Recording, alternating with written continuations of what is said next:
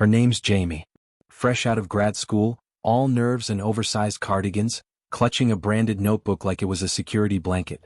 She was assigned to shadow me on her first day, something our manager pitched as mentorship. "You've got the process down to a science," he told me. "Let her follow you. You're exactly the example we want her to learn from." I was flattered. I'd been at the company 4 years. Not flashy, not high profile, but consistent. Reliable. The person people came to when things got messy. The one who made other people look good. So I let her in. I showed her how I structured my reports, how I organized my dashboards.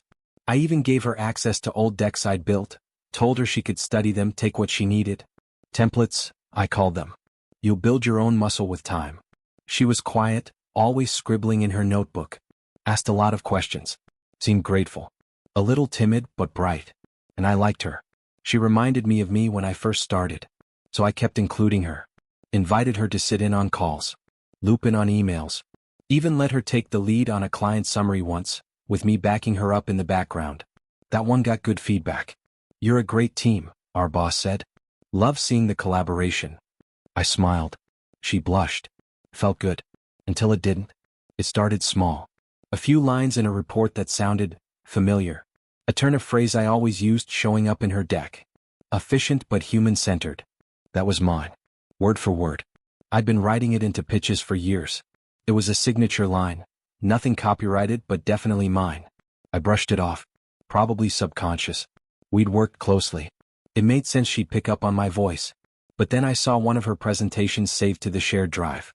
A strategy doc. She'd presented it to leadership the week before while I was out sick. It was supposed to be her independent initiative. I opened it out of curiosity. Slide 1. My old deck. The layout was the same. The font. The chart placement. Even the stock photos. She'd swapped the logos, added a new color palette, and reworded the title. But the bones? They were mine. And not just inspiration level mine. Copy-paste with slight cosmetic tweaks mine. I sat there staring at the screen, heart pounding in that hot, breathless way that feels exactly like betrayal. I clicked through more slides. Slide 5 had a graph I built from scratch 2 quarters ago. Slide 6 had my bullet points, same order, same phrasing. She hadn't even changed the file metadata. Her version had been created from a direct duplicate of mine. And the worst part? She presented it as her own work to the VPs. I know because I got the company-wide kudos email 2 days later. Huge shout out to Jamie C. for her proactive pitch deck to the strategy team. Love seeing that kind of leadership from rising stars. Clapping hands. No mention of me. No CC. No with support from. Just her. I spent the whole night pacing. I wasn't even angry at first, I was stunned. I'd mentored her. Brought her in. Let her stand on my shoulders. And while I expected her to grow, I didn't expect her to climb over me. I kept replaying all the little moments in my head, her watching over my shoulder, just learning. The time she asked to grab a screenshot real quick to reference later. The way she once asked me to send her an editable version of a doc, just so she could practice tweaking layouts. She wasn't learning. She was collecting. And I'd handed it to her. I didn't say anything right away.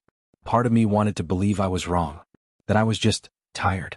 That I'd overestimated how original my work was. I mean, we all recycle ideas, right? But the next day I got curious. I opened the internal database where we store our project documentation and started searching her uploads. One by one. Keyword by keyword.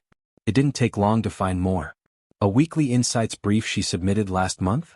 Paragraph 3 was lifted almost verbatim from something I'd written 6 weeks earlier, right down to the key takeaways phrasing I always used.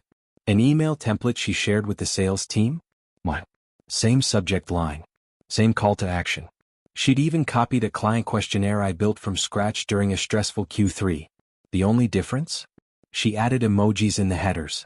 Emojis. And the kicker? All of this was happening while she was getting noticed. Leadership started praising her initiative. She was invited to more high-level meetings. Our manager made a comment in passing like, "Jamie's really grown into her own lately, hasn't she?" I smiled. Said nothing. But inside, I felt like I was watching someone get a standing ovation for lip-syncing a song I wrote. I started keeping a list. Not out of spite, out of self-defense. A doc on my desktop titled "Jamie lifted this, yes really?" Every time I saw another example, I added it. It felt obsessive. But necessary. Because I knew what this looked like from the outside. I knew how it could spin if I brought it up without proof. You're threatened. You're territorial. You're not collaborating. In corporate culture, being too protective of your work is seen as insecure, especially if you're a woman. You're expected to share knowledge, build others up, and lead through mentorship. But what happens when someone takes everything you share and calls it their own? Is it still mentorship if they erase you on the way up? A week later, she got the promotion. A newly created hybrid role, part strategy, part execution. The kind of position I'd quietly hoped they'd offer me someday. One that made use of my strengths, my experience, but they gave it to her. Your time will come, my boss told me. But Jamie's really shown she's ready to push forward. She's got that fresh perspective, you know? I smiled, nodded, pretended it didn't feel like getting stabbed with a letter of recommendation. Then I went home and cried in the shower. Not because I lost something I wanted, but because I gave someone else the tools to take it, and they didn't even look back to see if I was okay. The next time I saw her, it was in the break room. She was making tea, humming to herself. She turned to me, all sunshine and casual confidence, and said, "Hey, just wanted to say thanks again for all your help this past year. I seriously wouldn't be where I am without you." She smiled like it was a compliment. I just nodded. But in my head I thought, you're absolutely right. You wouldn't be. Now I'm sitting on something dangerous, the truth. I have the receipts, the files, the timestamps. I could build a case in under an hour and bring it to HR. But if I do, what does that make me? The bitter mentor? The tattler? The woman who couldn't handle a younger coworker rising faster? That's what's so insidious about this kind of thing. It makes you feel like you're the one breaking trust when all you're doing is finally telling the truth. I didn't go to HR right away. Instead, I let it fester. Every time Jamie's name came up in meetings, she's really taking ownership. We should get her perspective. Jamie, want to lead this one?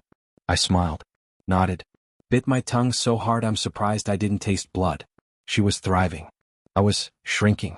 It wasn't just about the promotion. It was how people looked at her now. With respect. Admiration. The same way they used to look at me before I apparently became just the person who trained her. She started getting invites I never did. Strategy sessions. Offsites. Coffee with department heads. And I was still here. Same desk, same grind, same output. Only now, half of it had been repackaged and credited to someone else. I couldn't even look at my own work without wondering if she'd already copied it, renamed it, and gotten an amazing work. Slack DM from leadership. One night I had dinner with an old coworker who'd recently left the company. She listened as I told her everything. The files, the copying, the promotion, the fake humility. She didn't blink. Send it to HR. I hesitated. I don't want to blow it up. It's not like she plagiarized an article. It's just internal stuff. Strategy docs. Frameworks. My stuff, but still. She leaned in. That is plagiarism. She took intellectual work you created and passed it off as her own. It doesn't have to be published to be theft. But if I speak up, it'll look like I'm just bitter. So what if it does? Is being bitter worse than letting someone else walk around wearing your skin? That line stuck with me. Because that's exactly what it felt like. Jamie hadn't just taken my work. She'd taken my voice. My way of thinking. My contributions. My brand inside the company. And now she was wearing it like it was hers. And I was sitting here trying not to sound dramatic about it. So I did it. One Friday afternoon, I opened a new email draft and started attaching evidence. Slide decks. Timestamped files. Version histories. Old emails. Screenshots from the shared drive metadata. I laid it all out, calm, professional, with just enough detail to show I wasn't speculating. Then I sat there for 40 minutes with my finger hovering over the send button. I thought about what people would say. That I was jealous. That I waited until she succeeded to pull her down. That I was gatekeeping. But I also thought about what it meant if I didn't send it.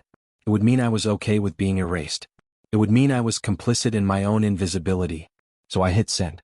And then I closed my laptop and walked out the door. The weekend was torture. I didn't sleep. Barely ate.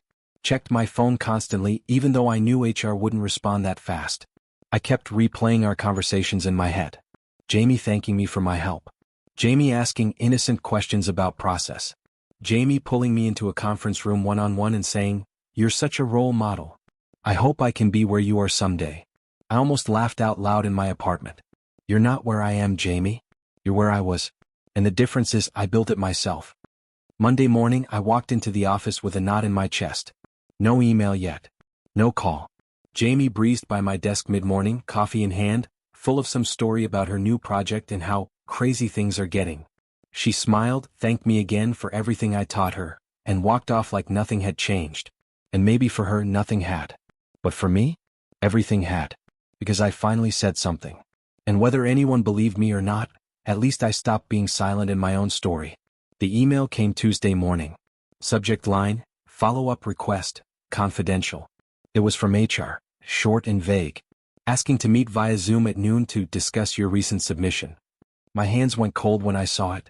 Even though I'd known this was coming, something about seeing it in writing made it feel real. Like now it couldn't be ignored. Like someone else knew and it was officially out of the shadows. I shut my office door for the call. The woman from HR was polite, neutral. She thanked me for the documentation and said they'd begun an internal review. That they couldn't share details yet, but they took the matter very seriously. And then she said, "You're not the first person to raise concerns about Jamie's work." I blinked. "What do you mean?" She gave a tight, practiced smile. "I can't say more. But I can assure you we're looking at the full picture." I sat back, heart pounding. So I wasn't crazy. It was a pattern. I wasn't just the bitter mentor or the paranoid veteran. I was just the first one who said it out loud. The next few days felt strange. Quiet. There wasn't a big blow-up. No announcements. No office gossip, at least not that reached me. But small things started shifting. Jamie stopped popping into my office. She didn't speak up in meetings as much. Our manager stopped mentioning her in that casual, glowing way he always used to.